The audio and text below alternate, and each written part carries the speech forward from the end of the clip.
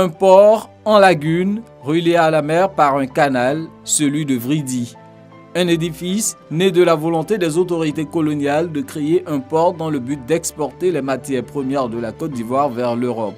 Nous sommes en 1896, 2 projets de port sont à l'étude, l'un vers Grand Bassam et l'autre vers Grand Laou. Le premier projet est porté par le premier gouverneur de la Côte d'Ivoire française, Louis-Gustave Binger, le second par le capitaine Jean-Baptiste Marchand.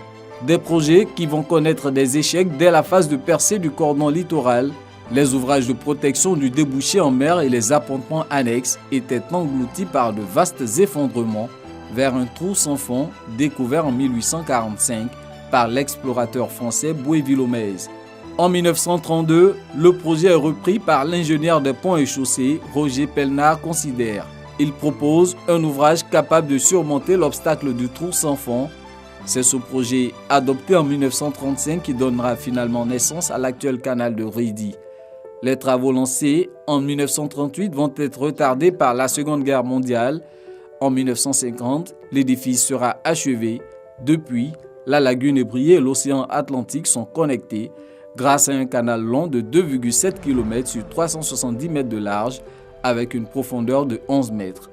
Suivra ainsi la mise en service du port autonome d'Abidjan le 5 février 1951.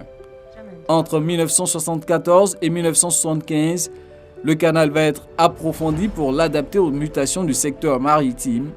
Il va ainsi passer de 11 à 13,50 mètres de profondeur sur une largeur de 150 mètres.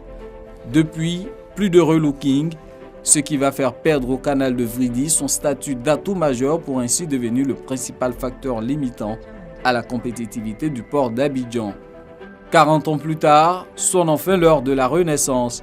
Le 6 octobre 2015, les travaux d'élargissement et d'approfondissement de la passe d'entrée du canal de Vridi sont lancés.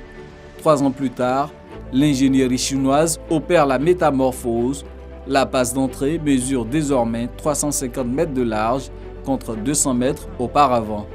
Le port d'Abidjan peut de nouveau accueillir les grands navires de plus de 300 mètres de long ayant un tirant d'eau de 16 mètres.